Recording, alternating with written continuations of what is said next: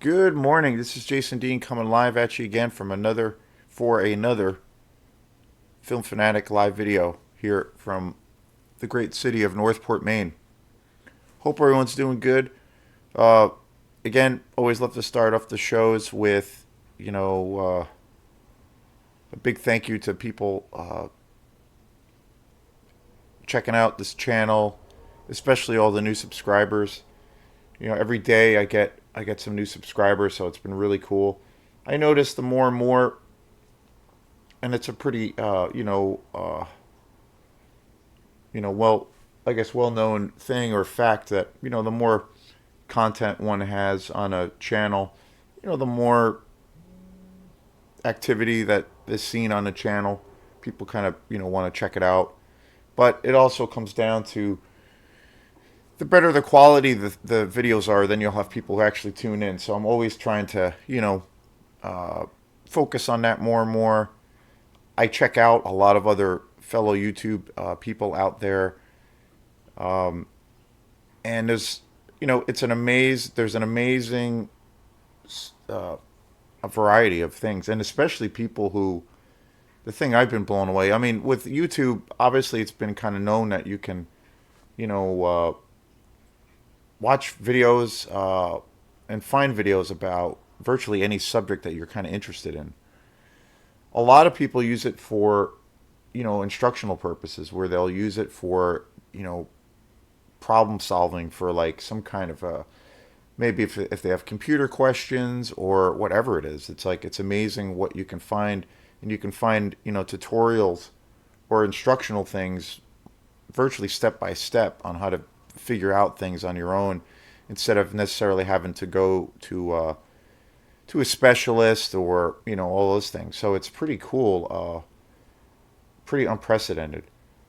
And the thing that being that my focus here is always with film and music, and especially film, I'm just amazed by the amount of people that have shows on YouTube that are really, some of them are really, really great quality. The channels are at a really high level as far as the way their reviews are kind of laid out, or the way they talk about films.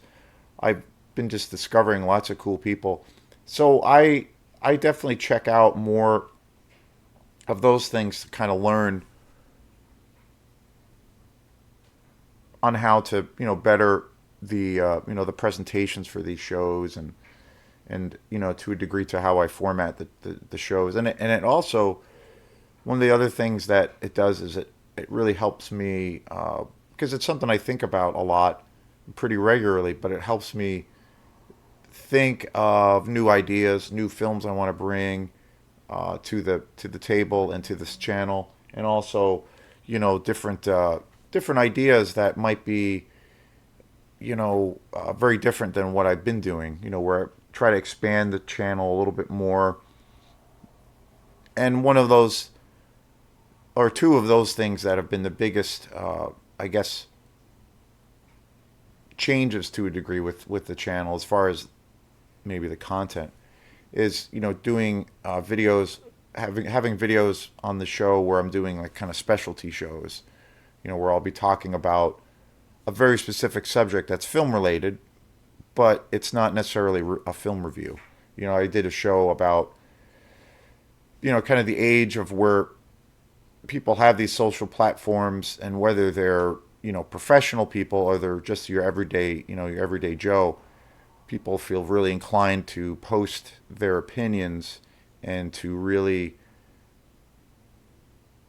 get attention, and how, from people who are known and not known on social media in all its various forms, how that kind of affects the climate of newer films, especially new films that come out, especially films that are, on one side they could be really praised by critics and praised by people, and on the other side of how they could be, you know, certain films could be really panned by critics, and really not given a thumbs up, and then also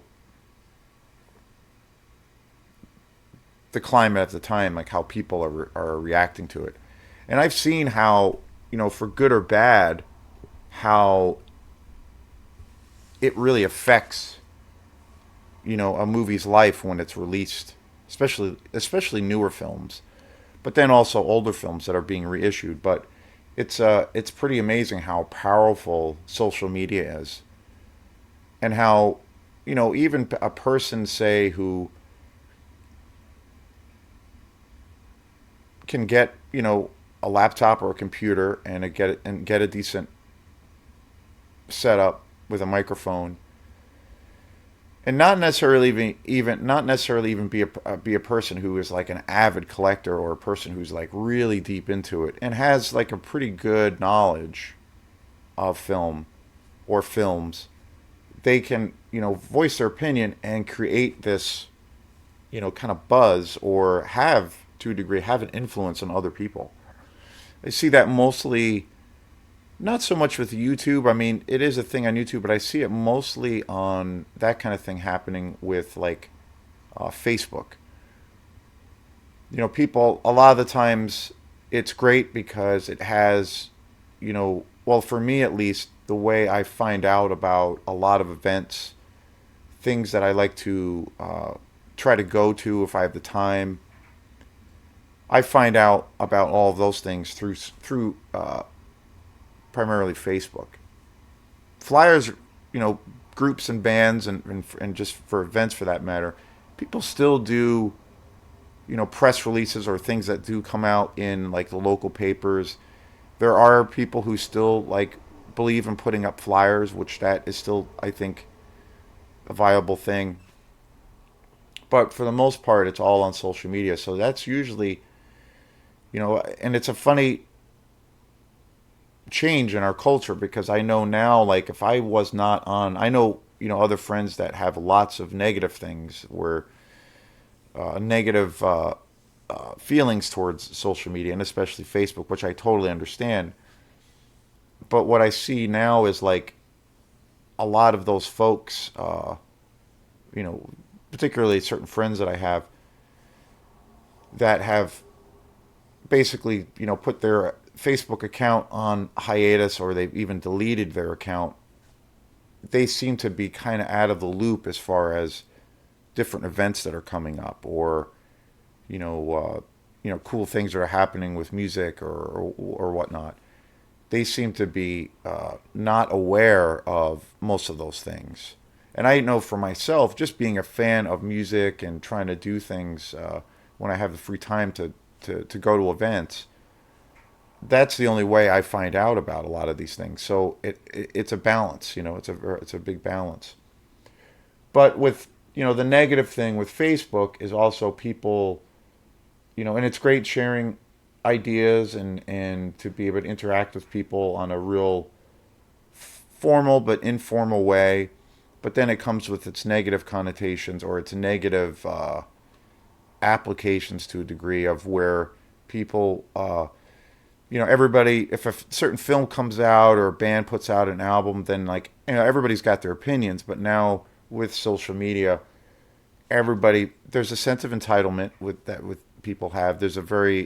People are, I think, with social media, it reveals, to a degree, not for everyone, but I think it reveals to a degree people's, it dives into and reflects, to a degree, people's true nature.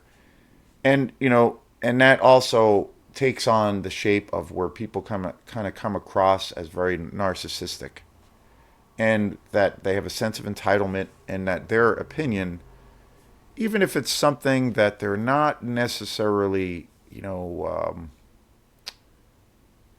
I would say, qualified to really talk about, they will voice their opinion anyway. And it's, and and I think that's a negative thing, because everybody has a sense of where they're important, and that they know about a particular subject, even though they haven't put in the time or the research. So that happens a lot. I see that mostly, being that this whole focus of this channel and what I mostly do is with you know, films, I see that come into play big time. And I do see how even, aside from people who are, take the time, have put a lot of money, in their collection, investing into film collections or go to movies a lot, have put in the time and the research, and they generally know what they're talking about, or even people who are actual critics and write reviews, which I think their opinions are very valuable because they obviously have put in the time and they know what they're talking about. But I've seen people who don't necessarily have those kind of credentials or that experience voicing their opinions. And I think that's a negative side of Facebook, of where that I see how that can influence people and influence people's habits on say in particular with film, on whether they'll go to a movie or not, or just watch it streaming, or just not even see it.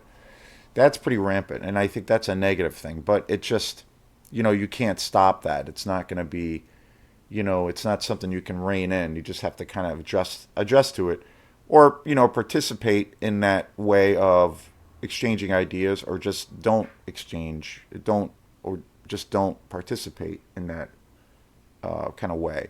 And I generally don't really participate. I try not to use Facebook that way. I mainly use it for, I try to use it for, outside of the film stuff. I try to use it for promotional things for different events that I might be involved in.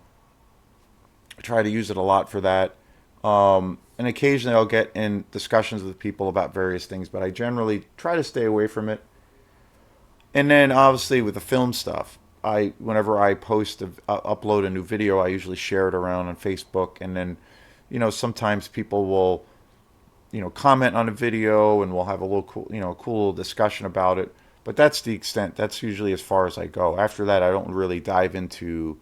I don't dive into politics. I don't dive into any kind of personal things. I don't use it as a personal diary, which a lot of people do, and I don't feel like I use it as a platform of where my opinion counts because I'm a specialist. I just love what I do. I think to a degree because I put in the time into this love of film, and I really enjoy it, and it means a lot to me.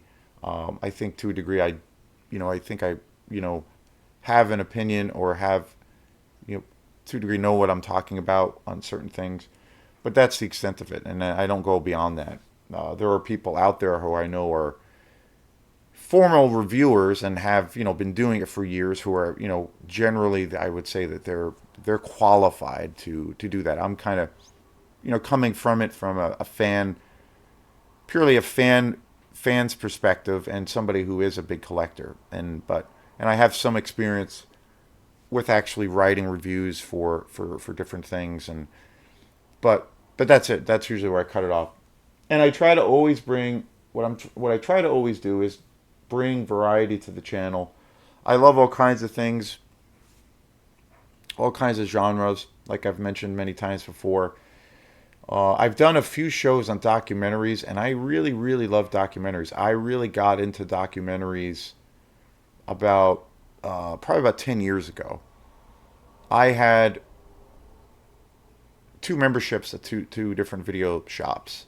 I still have, and they're really the only one around, but I still have a membership to Opera House Video in Belfast.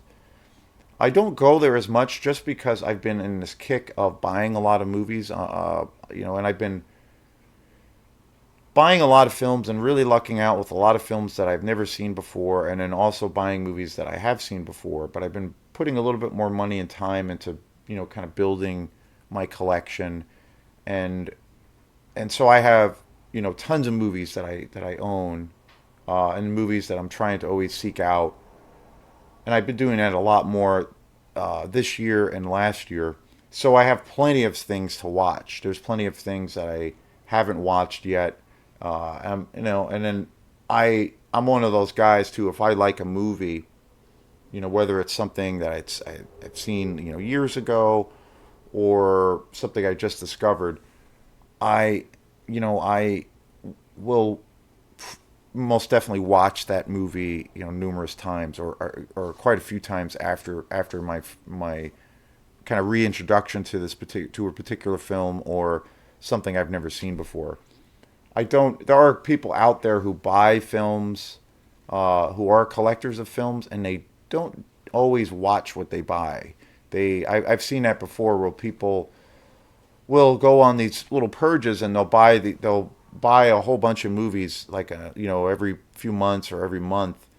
And I've seen that happen before, where a guy will cover or a girl will cover the newest batch of films that they got in, or maybe even they'll do these ambitious shows where they'll cover all of their collections. And I'm always amazed by by a lot of those folks, even people I really like, by how little of some of those films they've actually seen. They might have seen them, say, like years ago, but they rebought it, or they bought this newer edition of it, like say 4K or whatever, but they've never actually watched it. It's still packaged. Or they'll buy a whole bunch of movies and they'll buy a bunch of titles they've never seen, and they still haven't watched them, and they'll talk about that in the show. That's one thing for me I don't really get. Like, I watch everything I buy. I don't buy a whole bulk thing of movies and just kind of put them away, and not take them out of their cases. I watch everything I buy, and I end up watching them numerous times, especially if it's a movie I really dig or love or fall in love with. So I always try to like have that perspective of like, that's one thing I try to always bring to this channel is to do that. And so at one point, and I still do because it is the only video place around, Opera House Video. And again, I don't go there as often. I go there mostly for new releases. I don't really go and rent, older things anymore because I have tons of stuff here that I'm checking out and getting through. Um, and generally, I don't go there as much because of sometimes they seem to be doing really really well, and I still love that place. But a lot of the times with newer releases, they have very limited copies of certain films, so a lot of films are out. But generally, when I watch newer films, it's through them. So I go there less, but I still go there. And there's a time when I was also a member to another video shop in Camden, Maine, Harbor Auto Video, which was a really great place in Camden. And I used to go there every week, and I used to rent movies both places. There was a time where my schedule and the work I was doing, I was down in that area in Camden and Rockland a lot because I worked in that area, and so I got in this habit of going there all the time. And the thing about Harbor Auto Video that I really loved was they had an amazing selection of documentaries, and they also had a really great selection of foreign films.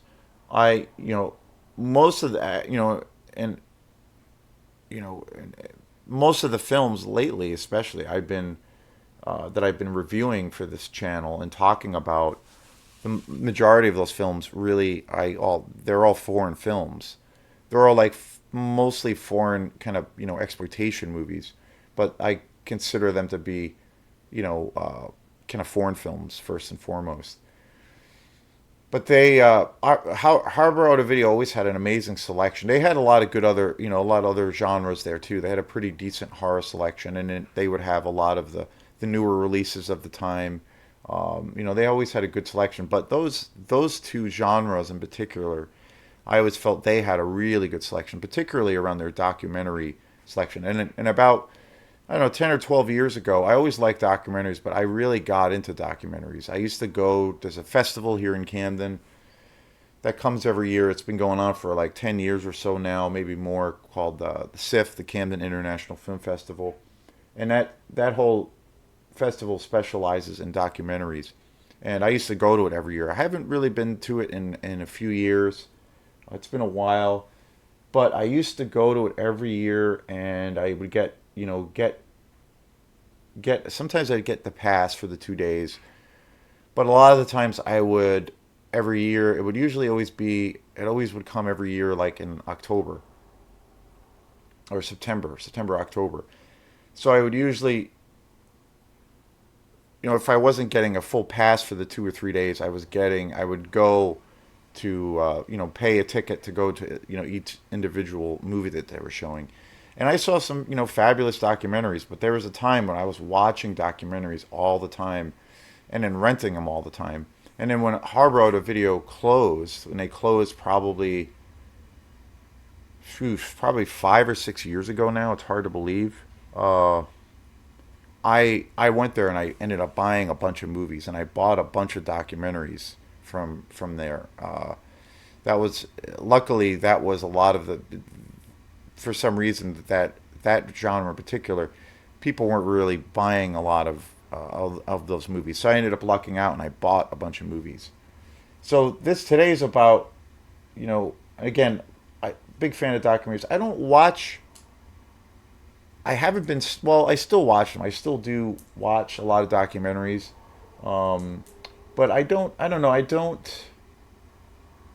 I don't think I have the same habits that I have around them as I used to. Where I used to regularly watch them, stay up on all the newer ones that were coming out, and also checking out a lot of documentaries that I hadn't seen before. Um, and I had a little bit of a thing about it. It was funny. Like there was a point where I kind of got a little. It's a hard thing to say, but I kind of got turned off a little bit to certain documentaries at one point. Always loved them, always will, and I still do watch them. But there was a time where I kind of got a little bit turned off by certain documentaries that were coming out. Without talking about specific movies or specific directors. But I kind of got this sense from certain documentaries because documentaries cover all kinds of subjects. They cover things. Lots of documentaries cover things about kind of social issues. And various kinds of injustices around the world and things like that. And then, they'll talk about people who are, it could be like a more or less a case study about, what an artist goes through, a painter, or they'll do a documentary on a famous painter or, and then there might be something on science or space travel, or there's virtually every kind of subject you can think of. But I kind of got the sense where there were a lot of documentaries that were coming out for a while that were, that had a political kind of thing going on.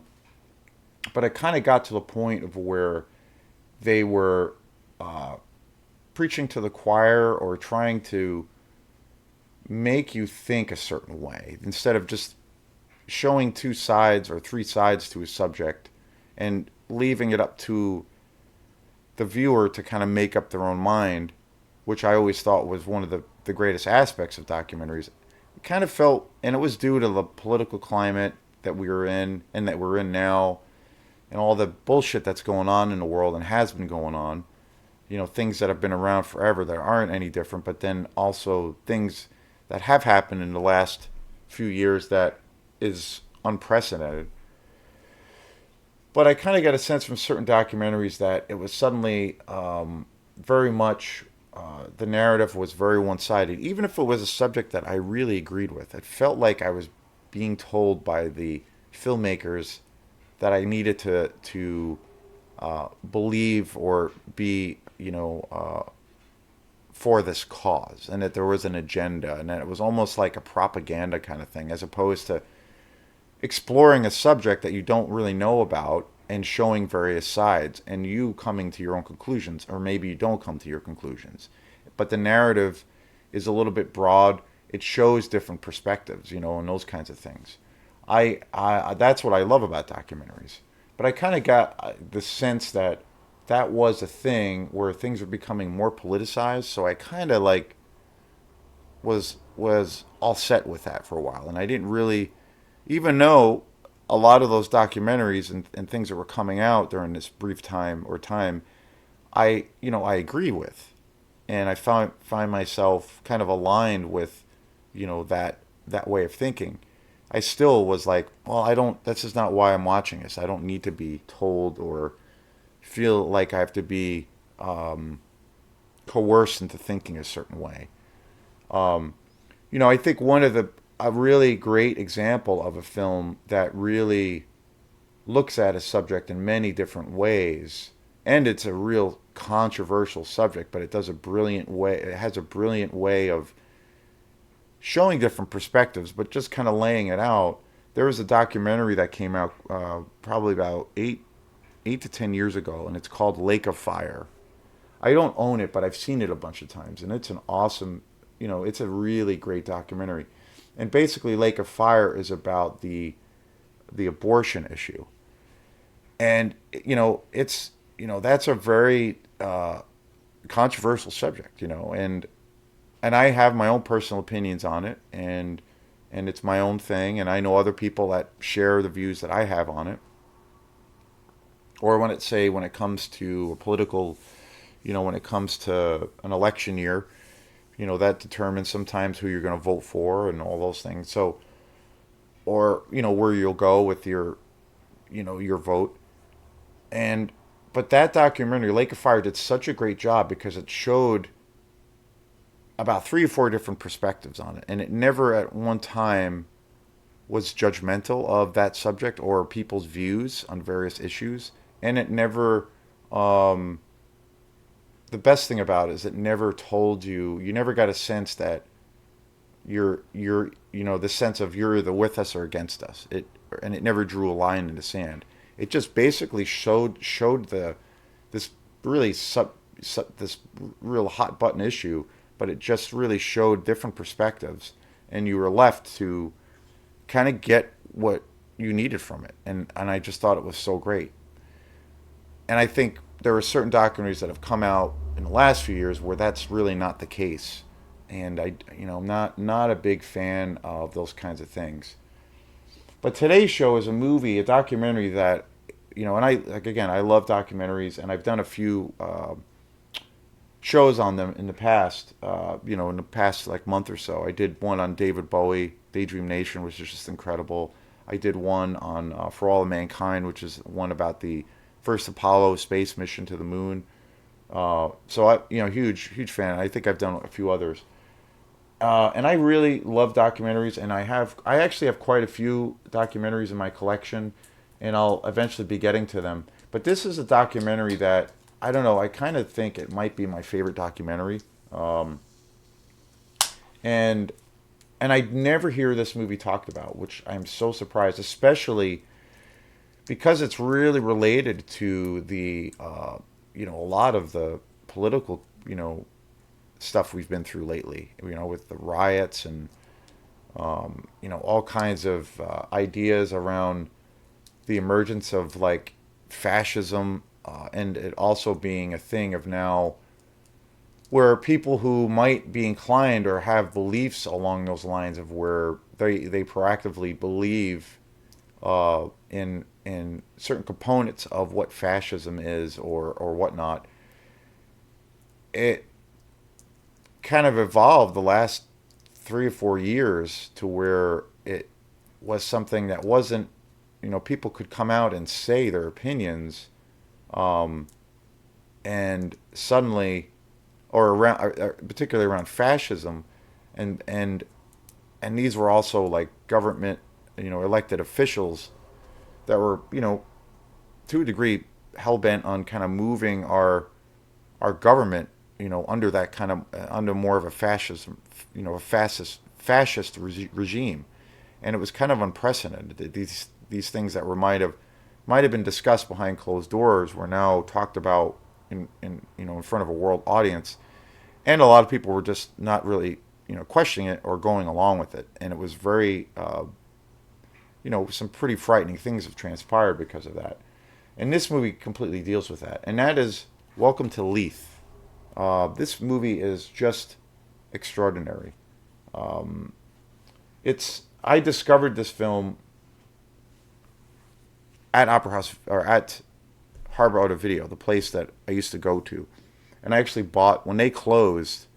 They had this there, and I rented this there, and I had never seen it before, and I was just my jaw dropped when I watched this film.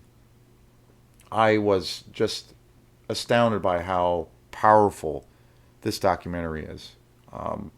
And then when they closed, I went there, and I went there, a bunch of days in a row, and they had this there, and I was like, oh wow! So I bought it right away. I don't have it on Blu-ray, but I have a really great. This is a really awesome DVD collection of this movie. But and I've seen this movie so many times. I don't even consider it a documentary. I just feel like it's such a great movie, but just because of how powerful it is. And it came out in 2015. It was directed by Christopher K. Walker and Michael Beach Nichols. It was created by two directors, and the story is just unbelievable. It's basically centered on the infamous white supremacist Craig Cobb, and basically Craig Cobb is a lead, like one of the world's leading uh, white nationalists. He is affiliated with all all things, especially in the United States, but then also Canada, North America. But he is one of the leaders of he's a leader of all of the he's affiliated, but he's also one of the key figures in the white supremacist uh, mentality. And he also is known for coordinating, lots of those groups within under that banner. Where you have groups of like the radical, neo-Nazi groups. You have the white separatists. You even have people um, who believe to a degree of separating themselves, like to a degree of people who are uh, extreme libertarians who believe in that the government should be overthrown, and that you know uh, and that it should be just ruled by man themselves, and that there is no real law. And but he is a key figure. One of the things that he's known for is from as being an organizer, where he's able to bring all of these various horrible, sick and depraved groups together, and to network, and also sharing their ideas, and also having these events. And he's one of the key figures, and probably the biggest figure in that world. Um, so the whole film is centered on Craig Cobb, where he basically takes over. There's a small town which is Leith in North Dakota, and he basically comes across that there's all this land in North Dakota that's really cheap, and he basically goes there to with the idea of building a white only nation. And he basically buys up all of this real estate in North Dakota, and he his goal, or his like objective, is to basically move to get all of these people that are affiliated with this these completely with this insane philosophy of neo-Nazi whites, the neo-Nazi white supremacist front, to have them all like live in this area, and to build a white only nation, and for them to have total political control of their town and their city, and to once it's built and there's a foundation, then to expand it. But the main focus of Craig Cobb was to get involved with local politics and pass legislation. um, Unprecedented. And this was like a true story of a thing that really happened. Um, and the whole documentary follows the town's journey, because the town of Leith is in North Dakota, and it's a real small, quiet little town with a real tiny little population. And suddenly, there's this man that comes in to town that nobody really knows of. He seems like this kind of strange, odd character, and he's like interested in buying all of this real estate in this small little town. And over time, people start realizing what's going on, and the whole documentary is about the town realizing and coming to terms that, well, he has this plan of basically creating this white only nation, and also having trying to gain as much political influence to take over this entire area and to expand. And also, his plan was to bring in all of these other groups from around the world to have this white only habitat. And the whole documentary follows his his whole plight and his whole depraved worldview, and it really focuses on the town trying to come to terms with this idea that that this is a real strong possibility, and these folks too have also who have also lived in this small town in North Dakota, of the town of Leith.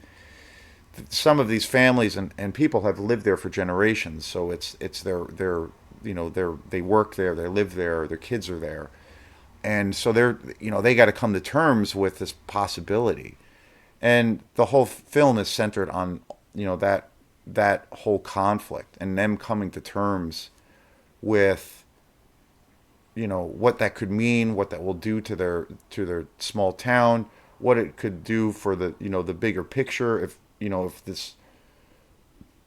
this thing is established, this white settlement is established, what that could lead to and what it does to the community that's there.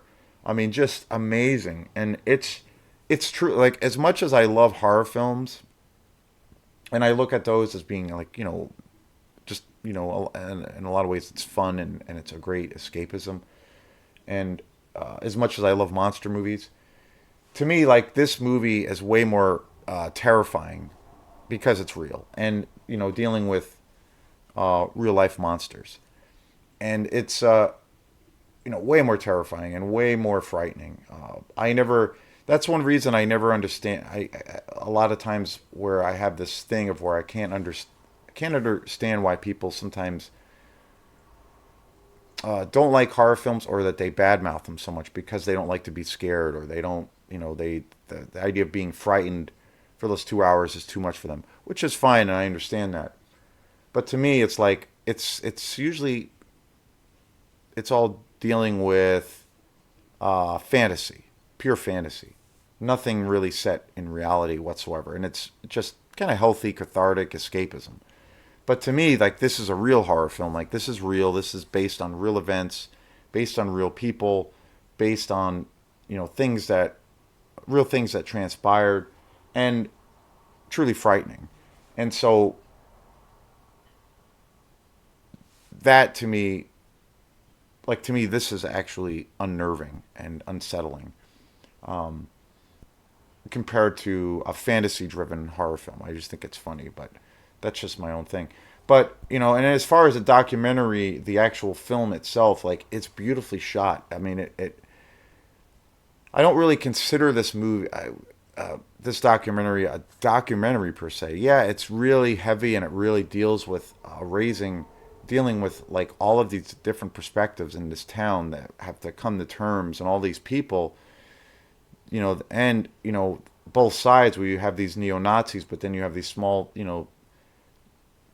town folk that have lived in this small town just doing their thing for years, and it shows both sides of how what that's got to be when they see that there's, like, this possible kind of firestorm coming to their town, and it really, and even though, like, I have an obvious opinion about of what I believe to be true hate speech and true uh, you know horrible and a true unprecedented kind of vile way of thinking, and I have my opinion of that. This film still does a great job without really telling you that you should believe a certain way. I think even though it's so, this film is incredibly bold because it still shows of the various perspectives, and it doesn't tell you at all to have that you need to share this opinion, or that you need to think this way, or it just lays it out for what it is, and you make up your own opinion as to as a viewer, at least, and for me, it's definitely the case of that. Like where I make up my own opinion, and I take from it, what I can, and when what I do or what I would, and it, and I have my own feelings towards it at the end of it. And it just does such a great job with the narrative of just laying out these different cases and seeing these different perspectives of how these people are gonna like interact, and how what this could mean, or what this could do, and the fallout. And there's all of these amazing scenes in this movie where Craig Cobb and all of his kind of his henchmen and his goons, they're actively running. There's scenes of where he's bought, he buys all of this property, and it starts off where he's like buying a couple of houses, like, and he's buying already, it starts off with him coming in with all of this money, and he buys a couple of these houses, and he buys a couple of pieces of land, and then he moves in, and then he is, slowly building on some of these pieces of property, and then over time you start seeing that he's like buying up massive plots of land, and he's like basically buying the entire town because the real estate's really cheap, and all these kinds of things. And you see that he's not just buying his own place. He's got this idea of literally turning this place into a white only settlement. And you see at one point where he is expanding and he's buying all of this real estate, and people are realizing, wow, he's essentially taking over this state, and he's starting with this small little town, but he's trying to expand. And during that whole episode where people come, during that whole time where people are coming to that realization as to what his motivations are, he's also really active in politics, and you see him going, and his goons and his henchmen he's actively running for mayor, and he's trying to get the people, his friends, to run, in other political races like town selectmen and be on various boards. And he's like slowly taking over the town, and having, more and more of a voice. And there's all these amazing scenes where he is at like the town hall with of these goons, these neo-Nazi guys, and the town is there, the people that live there, and then you have Craig Cobb and his goons, and they're literally trying to win the people over, and they're going, they're spitting forth all their like disgusting rhetoric, and they're and they're actually like, because of the influx of people that he's bringing in, he's actually gaining momentum, and the confrontations that happen during those scenes is just unbelievable, like nothing I've ever seen before, but so powerful. And again, this is a documentary, but I think of this movie as like, I think of it more of as a movie because it's really beautifully shot. The music is great. It's got a real great kind of high end visual kind of thing to it. The cinematography is really beautiful, and it really feels like you're watching a movie and you're getting a film experience as opposed to, say, a documentary.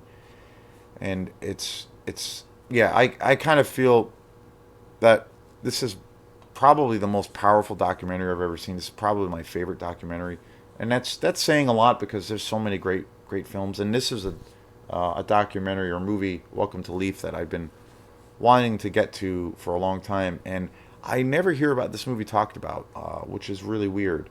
I don't believe, like, when this came out, and it came out quite a few years ago now, but I don't believe it was up for any awards, or I never really heard anything about it. I just happened to rent it once at Opera House Video, and I was just like, oh my God, I never seen anything like it. And then when they closed, I bought it, and I was, but this is one of the most, it generally, at times it's because of the subject matter, it's generally hard to watch, and it's, like, again, I think it's kind of an example of a true horror film, and it's very unnerving, but it is such a powerful movie, and it's so well done, and it's really suspenseful. Like, you really don't know what's around the corner and to where this leads, and the way this film kind of ends is so interesting. And to a degree, unexpected.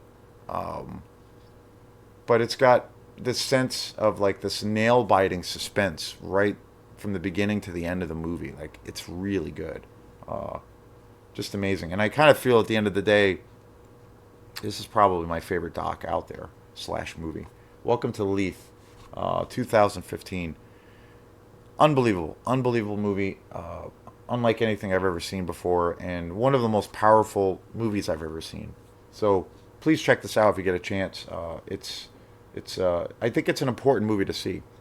It raises a lot of questions and makes you think quite a bit. And I remember watching this film, and I remember having a couple of friends over and people that I was hanging out with at the time, and we would watch this movie, and it really spurred on all kinds of situations of where we were talking about this movie for hours. Fascinating stuff. So this is Jason Dean, Live Film Fanatic. So if you like this channel, please like and subscribe to it. Really appreciate the love, and we will see you next time. Peace.